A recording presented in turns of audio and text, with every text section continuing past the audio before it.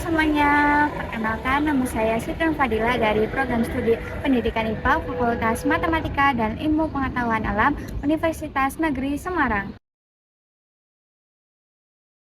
Ya, apa sih etnosains itu sendiri? Etnosains merupakan kegiatan mentransformasikan pengetahuan masyarakat secara turun-temurun yang kita bisa gunakan dalam proses pembelajaran IPA. Hai semuanya, pada etnovlog kali ini saya mengambil budaya lokal daerah Indramayu yaitu batik Paoman.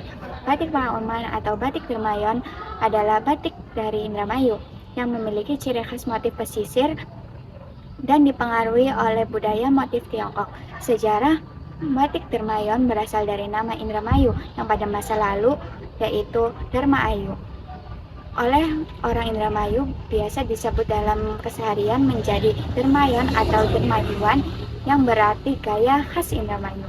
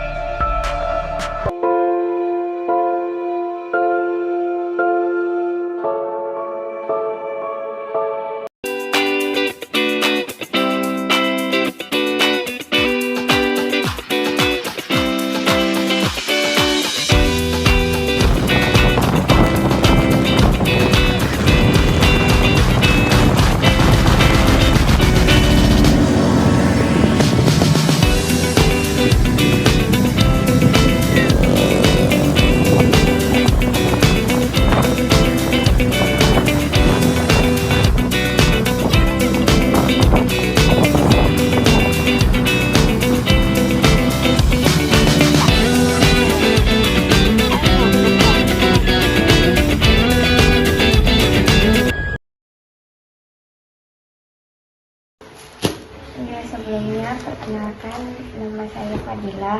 Saya dari Universitas Negeri Semarang.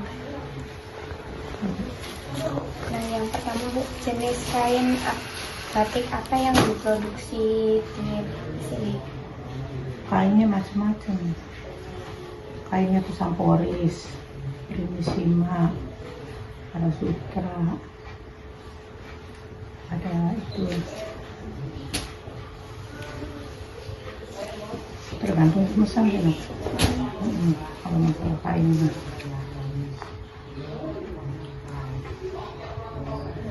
Terus dalam membatik ini apa saja yang perlu digunakan, kayak alatnya apa? Ya canting, kompor, pegawangan, terus bahan bakunya tuh malam. Udah itu aja alatnya. Proses apa saja yang dilakukan dalam membatik? Ya, pertama penggambaran, kedua pengisian, penutupan, terus proses pewarnaan.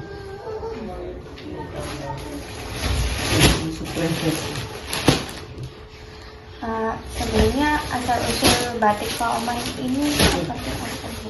Ya, dari nenek moyang turun temurun.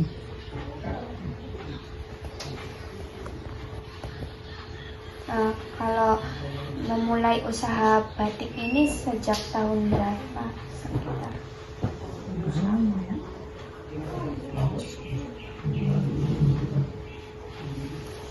masuk.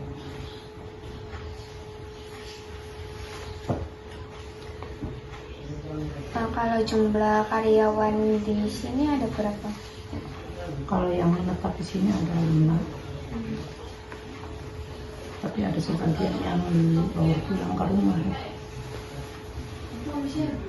Sebelumnya kalau karyawan di sini harus mengikuti pelatihan dulu.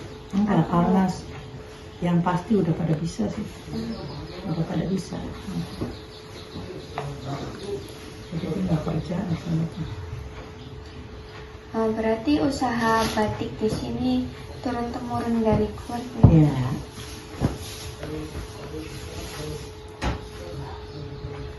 Kalau pola-polanya sendiri ada pola apa aja? Macam-macam sih. Itu ada pepek, ada etong, ada semurang, ada sekariem, ada kereta, ada teratai, ada kembang suket, ada kembang betah.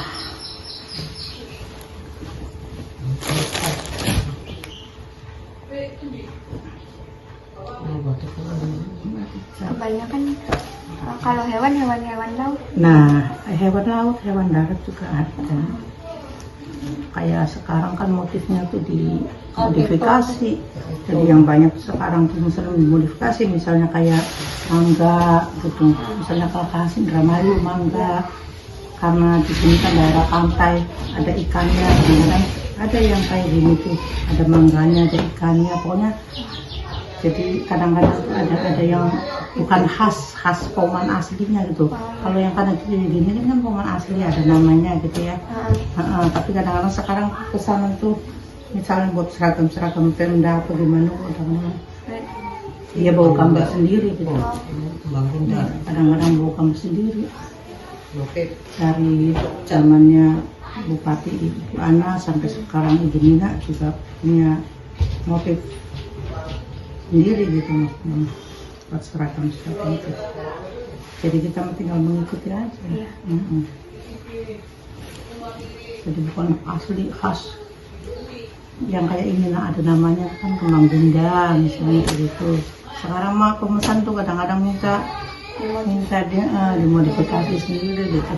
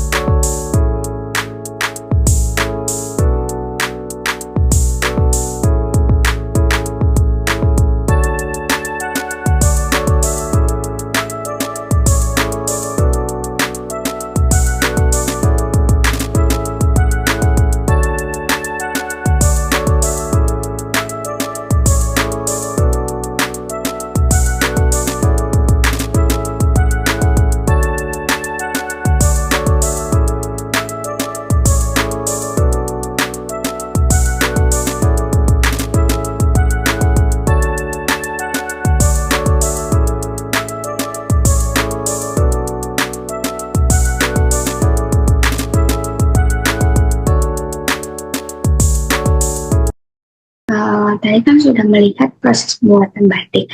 Sekarang kita rekonstruksi sana asli menjadi sains ilmiahnya. Nah, yang pertama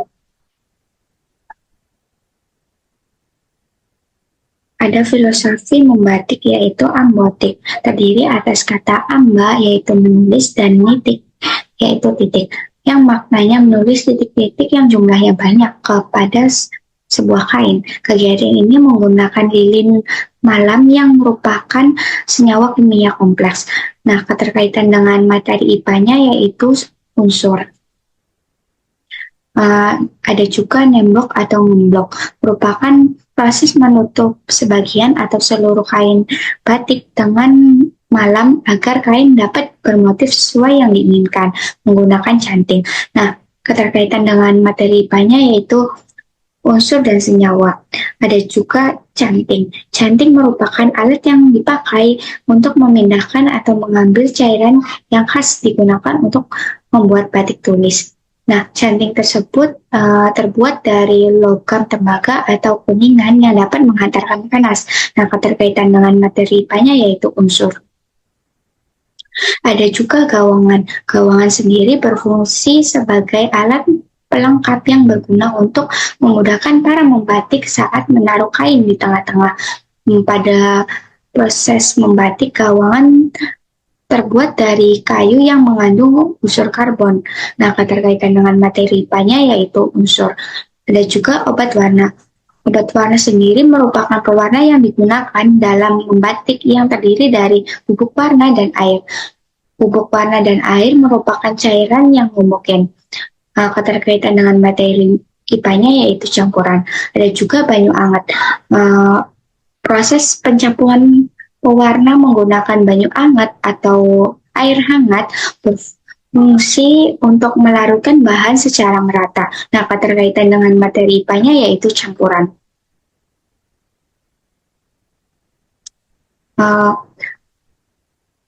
Ada juga malam. Malam atau dikenal dengan lilin malam. Malam batik terdiri atas campuran parafin, getah pinus, dan lemak hewan. Nah, fungsinya untuk menutup kain agar tidak ikut terwarnai. Nah, keterkaitan dengan materi IPA-nya yaitu senyawa dan campuran. Ada juga ngunci. Ngunci merupakan penguncian warna pada kain batik dan dengan menggunakan garam naftol. Garam yang dimaksud adalah garam diazo, berfungsi menguatkan dan membangkitkan warna naftol. Nah, keterkaitan dengan materi IPA-nya yaitu perubahan wujud zat. Ada juga kain dijemur, merupakan proses pengeringan secara alami dengan memanfaatkan panas matahari. Fungsinya menghilangkan kadar air dalam kain. Nah, keterkaitan dengan materi IPA-nya yaitu suhu dan kalor wujud zat. Ada juga yang terakhir yaitu melerot. Proses ini merupakan kegiatan menghilangkan kain malam yang menempel di kain batik menggunakan larutan soda dan air hangat. Oleh karena prosesnya yang menarik turunkan kain, maka disebut dengan melerot. Nah, keterkaitan dengan materi IPA-nya yaitu campuran. Nah, tadi kan sudah dijelaskan tentang rekonstruksinya. Sekarang ternyata proses batik itu berkaitan dengan etnostem. Etnostem sendiri sains, teknologi, engineering, dan matematik. Yang pertama ada etnosains. Seluruh proses pembuatan batik tulis Pauman berkaitan dengan etnosains, yaitu ada suhu dan kalor, ada unsur senyawa dan campuran, ada juga wujud zat dan perubahannya. Yang kedua ada etnoteknologi, yaitu teknologi yang digunakan dalam proses membatik. Ada juga canting. Canting sendiri ukurannya ada banyak. Semakin kecil ukuran canting maka hasilnya tipis. Ada juga bak warna, ada juga gawangan.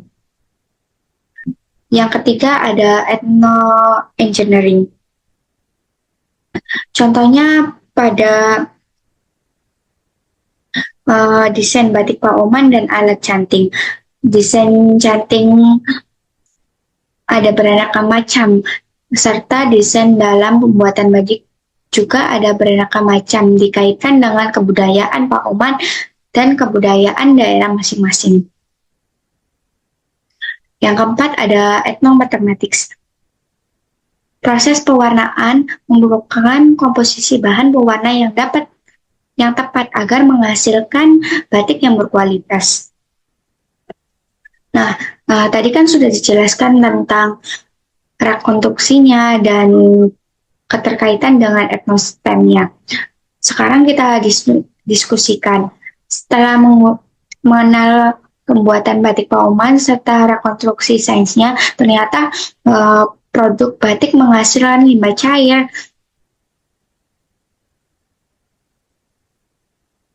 Nah, pertanyaannya yang pertama ada berasal dari proses apa sajakah limbah tersebut? Nah, sebutkan limbahnya apa aja. Yang kedua ada bagaimana upaya yang dapat kita lakukan agar limbah produksi batik tidak mencemari lingkungan. Nah, pertanyaan ini bisa dijawab di kolom komentar ya. Sekian vlog dari saya, kurang lebihnya mohon maaf. Assalamualaikum warahmatullahi wabarakatuh. Bye-bye.